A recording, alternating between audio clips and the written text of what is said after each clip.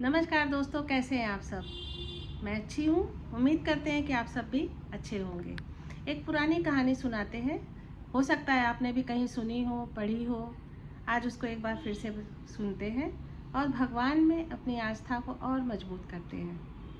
एक युवक था, 35-36 साल का, सामान्य परिवार से था और बहुत ज़्यादा सक्सेस नहीं था। काम करता था, किसी तरह ज़िंदगी की गाड़ी चलती थी, थोड़ा थोड़ा उसकी घर गृहस्थी का खर्चा पानी निकल जाता था।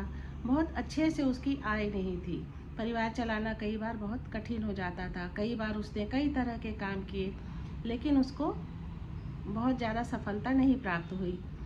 तो धीरे धीरे करके ना वो डिप्रेशन में चला गया और आसपास के लोग उसे मिलना बंद कर दिए। कोई रिश्तेदार नहीं, कोई नातेदार नहीं, हर कोई उससे बचता था, कटता था। पर कहते हैं मुसीबत के वक्त जो काम दे वही सच्चा दोस्त होता है, वही सच्चा रिश्तेदार होता है, वही परिवार होता है। तो कुछ उसके एक दो दोस्त थे जो उसे मिलने जुलने आते रहते थे, उसे प्रेरित करते थे कि तुम आगे भी बढ़ो, ऐसे डिप्रेशन में जाने से काम नहीं चलेगा, भगवान पर विश्वास रखो, भगवान तुम्हें अच्छा दिन भी दिखाएंगे, ज़रूर दिखाएंगे। तो एक दोस्त ने ऐसे ही बातों बातों में उससे कहा कि ऐसा करो कि तुम जाके श्री कृष्ण की मूर्ति ले आओ। तो भगवान कृष्ण की मूर्ति लाओ और उनकी पूजा करो, निश्चय ही तुम्हारे दिन बदल जाएंगे।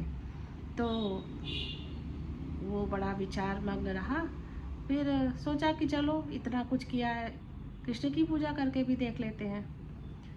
अब वो एक दिन देखिए, पीछे हमारे कृष्ण जी बैठे हुए हैं। तो एक दिन वो गया और भगवान से एक सुंदर सी कृष्ण की प्रतिमा खरीद कर ले आया और रोज़ पूजा करने लगा। महीने 2 महीने 4 महीने बीतते रहे, वो पूजा करता रहा।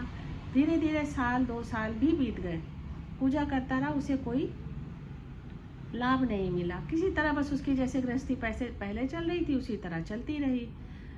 अब वो थोड़ा फिर परेशान रहने लगा। तो उस एक और मित्र था, उसने सलाह दी कि ऐसा करो कि अब तुम काली जी की प्रतिमा ले आओ, काली जी की पूजा करो, माँ काली तुम्हारी रक्षा करेंगी और वो सारे संकट काटेंगी, सबका भक्तों का भला करती हैं, तो वो तुम्हारा संकट भी हरेंगी।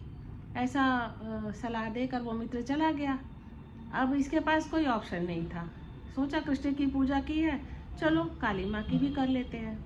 और वो जाके काली माँ की प्रतिमा ले आया और जहाँ पूजा करता था ऊपर एक मचान सा बना हुआ था। तो उसने कृष्ण जी को वहाँ ऊपर बैठा दिया और नीचे काली जी की प्रतिमा को रख के और पूजा करने लगा। महीने 2 महीने 4 महीने बीत गए, कोई फर्क नहीं पड़ा। अब उसे गुस्सा तो आ रही थी, चिड़चिड़ा रहा था। एक दिन सोचा कि कुछ तो गड़बड़ है। कृष्ण जी ऊपर बैठे हैं, नीचे मैं धूप बत्ती भोग लगाता हूँ, दिया जलाता हूँ, हवन पूजा करता हूँ, ऊपर बैठे बैठे वो भी सूंघते रहते हैं। और किया तो मेरे लिए इन्होंने कुछ भी नहीं और सारा चीज़ का भोग ले रहे हैं। हो सकता है इसी वजह से मुझे ना मिल रहा हो सफलता। और उसने क्या किया, मन में विचार किया कि कृष्ण भगवान का मुँह नाक बांध देता हूँ। ऐसा विचार करके वो पूजा से उठा और एक कपड़ा लेके आया, सीढ़ी लाया, लगाया, मचान में चढ़ा और भगवान के मुंह नाक में कपड़ा बांधना शुरू किया। जैसे ही उसने कपड़ा बांधा, और बांध भी नहीं पाया, बांधने का प्रयास ही कर रहा था कि कृष्ण भगवान ने उसका हाथ पकड़ लिया बड़ी मजबूती से और कहा, क्या कर रहे हो भक्त। तो उसने कहा, पहले तो अचंभित हुआ, फिर उसने कहा, इतने साल से मैं पूजा कर रहा, आपके सामने अपने दुखड़े रो रहा, अपनी तकलीफ़ें बता रहा, आपको असर नहीं हुआ, और अब जब मैं आपका मुंह बंद करने चला तो आप मुझे पकड़ लिए। तो उन्होंने कहा, कृष्ण भगवान ने कहा कि मैं तो सर्वत्र हूँ, हर जगह हूँ, तुम्हारी हर तकलीफ़ भी देख रहा हूँ, लेकिन तुमने आज तक मुझे सिर्फ मूर्ति समझा, ईश्वर नहीं समझा। आज तुमने मुझे ईश्वर समझा। तुम्हें लगा कि ये धुआं, ये महक, ये कपूर, ये भोग सब मुझे मिल रहा है, अर्थात मैं हूँ। जिस क्षण तुमने ये विचार किया उसी वक्त मैं तुम्हारे नज़दीक आ गया। इसलिए ईश्वर है, इस विश्वास को कभी ना तोड़ें और खूब मन लगा के भगवान में आस्था से अपना सेवा करें, उनका ध्यान करें। ईश्वर है और हमेशा रहेंगे, आपके हर सुख दुख में वो साथ देते हैं। सुख भी आते हैं तो दुख भी आते हैं, जीवन चक्र के 2 पहिए हैं, हमारे कर्मों के प्रारब्ध हैं, तो इसे कोई टाल नहीं सकता। लेकिन अगर भगवान हमारा हाथ पकड़ लेते हैं तो हर सुख दुख आसानी से पार हो जाता है।